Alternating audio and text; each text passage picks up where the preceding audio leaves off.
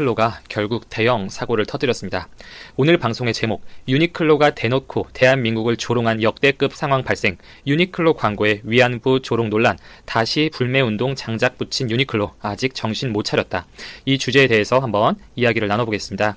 좋아요, 구독 한 번씩만 정중히 부탁드리면서 출발해 보겠습니다. 조금은 시들어가고 있었던 불매운동 기조를 유니클로가 다시 확산시킬 것으로 전망이 되고 있는데요. 어젯밤부터 오늘 오전 유니클로의 인터넷 광고가 우리 국민들, 특히 위안부 피해자들을 겨냥한 것, 조롱한 것으로 추측되는 광고의 캡처본이 순식간에 번져나가고 있습니다. 어제자로 유니클로의 16초 정도 되는 이 한국판 광고의 캡처 사진이 각종 커뮤니티에 올라오고 있는데요. 해당 광고는 유니클로, 후리스, 러브앤플리스 편입니다. 이 사진 속에는 백인 할머니와 흑인 소녀가 등장을 하는데 이 두 명의 인물이 나란히 서서 이야기를 나누고 있습니다. 영상 속의 할머니는 패션 디자이너로 보이고 매우 화려한 옷을 입고 계십니다. 13살짜리 손녀와 나란히 서서 과거의 패션에 대해서 이야기하는 컨셉 영상인데요.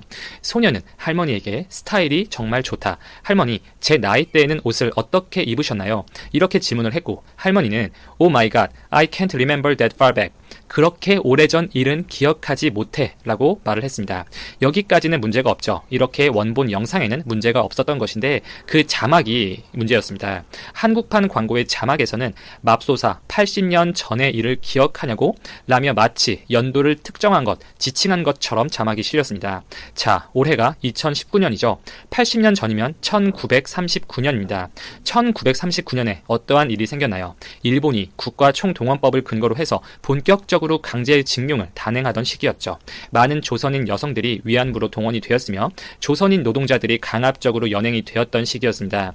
우리나라의 아픈 역사가 본격적으로 시작되었던 시점이었죠.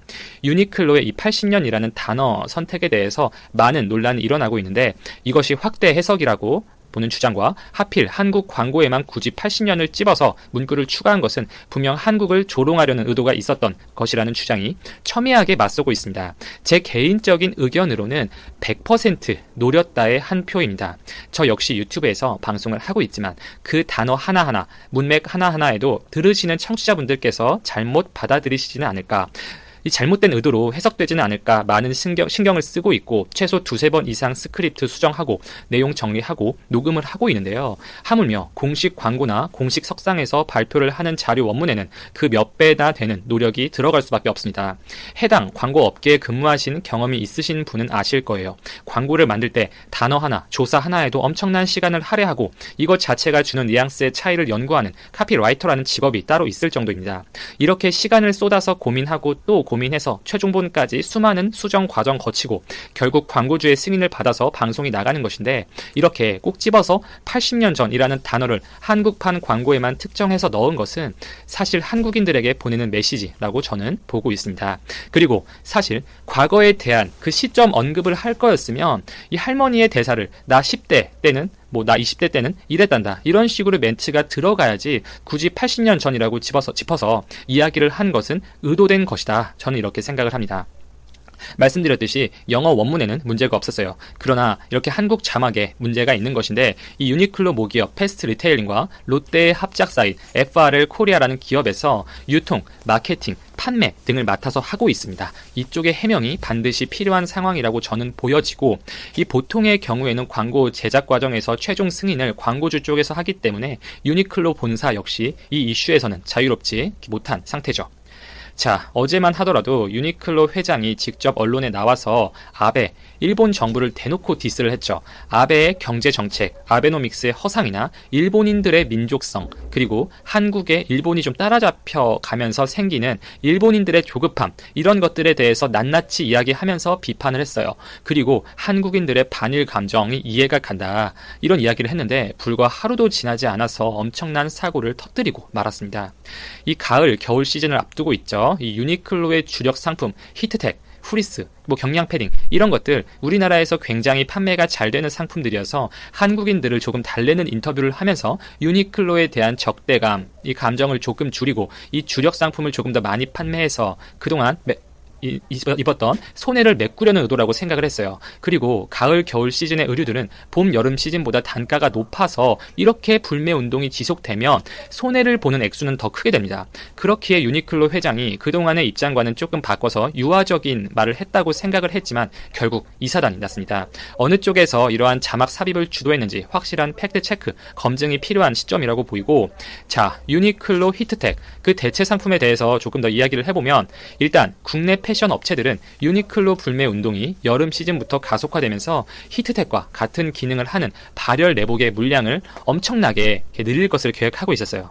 이 스파오라는 이랜드 브랜드죠. 이 웜테크 제품의 물량을 작년 대비 150% 늘렸고 당초에는 70% 정도만 늘릴 계획이었지만 이렇게 유니클로가 주춤주춤하면서 물량 공세를 할 타이밍이라고 보고 그 발주량을 대폭 상향시켰습니다. 그리고 유니클로의 대체제로 또 주목을 받는 탑10 제품이 있죠. 이 탑10이라는 업체는 신성통상 소속입니다. 이 탑10의 온에어라는 제품의 물량을 작년보다 4배 정도 늘렸어요. 이 여름 시즌 유니클로 히트 상품 에어리즘이죠. 에어리즘의 판매가 줄면서 스파오나 탑10의 매출이 작년에 비해서 큰 폭으로 늘었던 것이 사실이고, 이번 유니클로의 충격적인 행보로 인해서 다시금 불매 운동은 가열되지 않을까 싶습니다. 그러면 이들 기업들이 이렇게 수혜를 받을 수가 있겠죠. 스파오, 탑10 이런 기업들에서 내놓는 제품들이 대체제로 분명히 주목을 받을 것입니다. 특히 스파오를 보유한 신성통상은 이미 유니클로 불매 운동의 수혜주라고 불릴 정도죠. 지금 제가 방송을 녹음하는 시점에서 오늘 하루에만 10% 가까이 주가가 상승하면서 큰 폭으로 오르고 있습니다. 또 한 가지 재밌는 썰이 있는데, 이 80년이라는 단어를 넣은 것은 이것을 이제 주도한 사람, 기획팀이 있겠죠. 다크나이트 썰도 요즘 들리고 있습니다. 올해 여름 시즌에 유니클로 매출 분명히 엄청 하락한 것은 맞죠. 중국 시장에서는 선전을 하고 판매가 늘고 있다고는 하지만 유니클로 입장, 즉 유니클로 매출에서는 한국 시장도 절대 무시할 수 있는 부분은 아니에요. 이 한국 시장에서 한 여름 시즌의 매출이 75%가량 감소를 했습니다. 그러나 이번 달 들어서 조금씩 분위기가 바뀌고 있죠. 유니클로가 대대적인 세일에 나서고 있고, 이 과거 유니클로의 히트 상품들, 경량 패딩, 히트텍, 후리스 이런 보온 상품에 대해서 좀 좋은 인식, 높은 평가를 하고 있었던 우리나라 국민들도 많아서 다시 회복세를 보이고 있었습니다. 실제 오프라인 매장을 가보면 8월 여름 시즌보다 확실히 방문하는 손님이 많다는 직원들의 인터뷰도 많고 언론 보도들도 그렇죠. 이렇게 유니클로 불매 운동이 시들어가고 있으니까 다시 불매 운동에 시동을 걸기 위해서 누군가가 의도한 것이다. 이러한 다크나이트 썰도 나오고 있습니다. 이건 농담으로 받아들이시면 되겠고요. 실제로는 불매 운동 고작 3개월 지속했고 우리나라 국민들이 다시 유니클로 조금씩 찾아오고 구입해주니까 유니클로 입장에서는 거봐, 우리 말이 맞았다. 한국인들은 유니클로를 절대 잊을 수 없다 라고 주장했던 초기의 주장이 맞았다는 것을 보여주기 위해서 대놓고 한국을 매기는 거라고 생각이 듭니다. 아무튼 유니클로의 이번 광고 사태로 다시 한번 불매운동의 열기가 재점화될 것 같고, 지금 우리나라 이낙연 총리가 일왕식에 맞춰서 일본을 방문하죠. 아베와 만날 것으로 보이는데 이 과정에서 조금 심도 있는 논의가 될 것으로 전망이 되고 있어요. 아베 역시 최근에 한국을 중요한 이웃이라고 칭하면서 대화할 용의가 있다, 이렇게 유화적인 제스처로 전화를 했는데 결국 유니클로가 다시 한번 제대로 불을 지핀 형국이 되어버렸습니다. 대형 사고를 쳤죠. 이상 여기까지 정리하고,